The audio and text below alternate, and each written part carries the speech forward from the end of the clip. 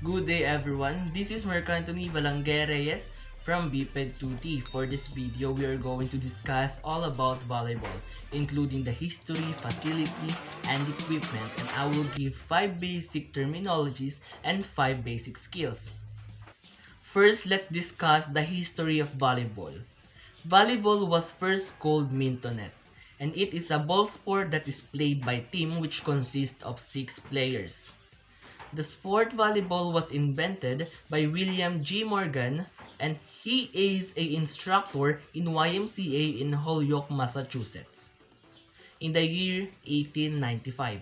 The inventor of this sport, which is William G. Morgan, decided to blend the elements of the following sports: basketball, baseball, tennis, and handball.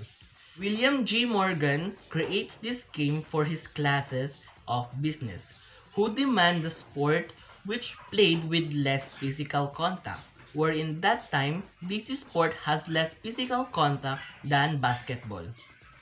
The first net used was a tennis net with only 6 feet 6 inches above the floor. The first game of volleyball was held at Springfield College on July 7, 1896. The Philippine volleyball history began in the year 1910, the year where Philippines was still in a United States territory.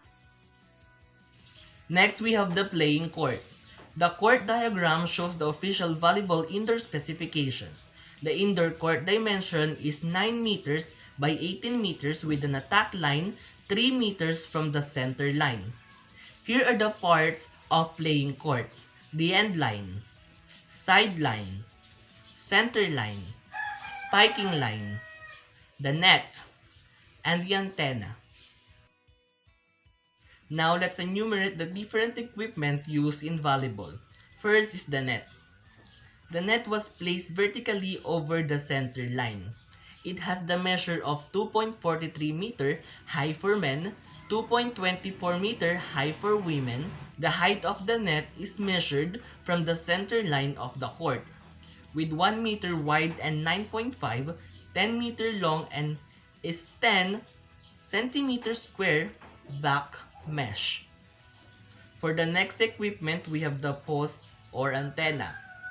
Post or antenna was located at the top of each end of the net. Next, of course, we have the ball, because volleyball was known as a ball sport. The ball in volleyball shall be spherical, and it is made up of flexible leather or synthetic leather case with a bladder inside.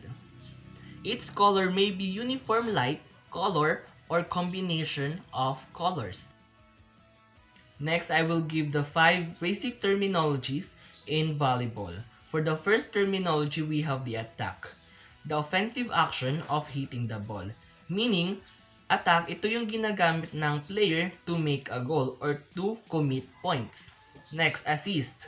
Helping a teammate set up for a skill. Yan. For example, if the opponent served the ball, in your team, there is a receiver, wherein the receiver will give an assist to the libero or the setter, and the setter give the ball to the spiker to spike the ball, and that is what you call assist, tulungan or unity of the team.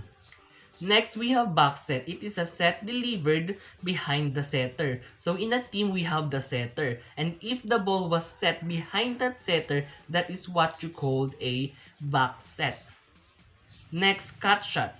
Spike from the hitter's strong side that travels at a sharp angle across the net. So, it is a attack of the spiker wherein the ball will be like this, like that. It means yung pagbagsak ng bola sa kalaban is sharp, padiretso lang siya. In Tagalog term, they call it baon. Pabaon yung bola sa kabilang side nung field or nung court. Next terminology, we have double hit. It is a violation wherein 2 successive hits by the same player. Meaning, in volleyball kasi, you can only hit the ball once. And when you hit it twice, that will be called a violation wherein double hit violation. For the last part of this video, I will enumerate and discuss the 5 basic skills. This includes block, receive, hit, set, and serve. First one, block. A defensive play by one or more front row players that meant to intercept spike, ball, 1, 2, 3 player jumping in front of the opposing spiker and contacting the spike ball with the hand. For example, the opponent first row or the spiker of the opponent was going to spike the ball. In your team, you have the first row to jump in order to block the ball, and that is what you call block the ball, to pigilan yung bola sa pagpasok sa inyong court and to make a score. For the next basic skills, we have receive or pass. Receiving a serve or a first contact of the ball with the intent to control the ball to another player. Meaning, these skills will be first done before the other skills because this is the first touch of the ball as the ball was served by the opponent.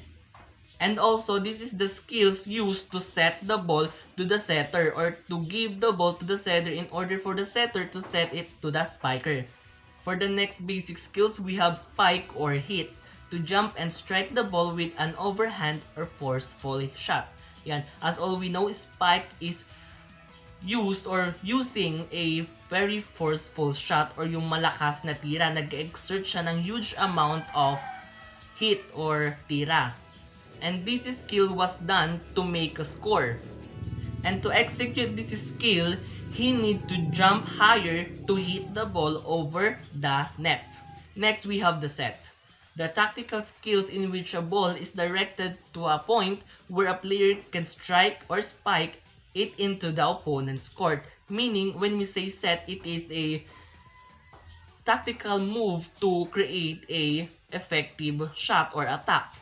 For example, when the opponent serves the ball, the setter will wait until the receiver give the ball to him or her, and then the setter will set the ball to the spiker, and then the spiker will hit the ball into the opponent, and that's what a setter do, or the set skills was used.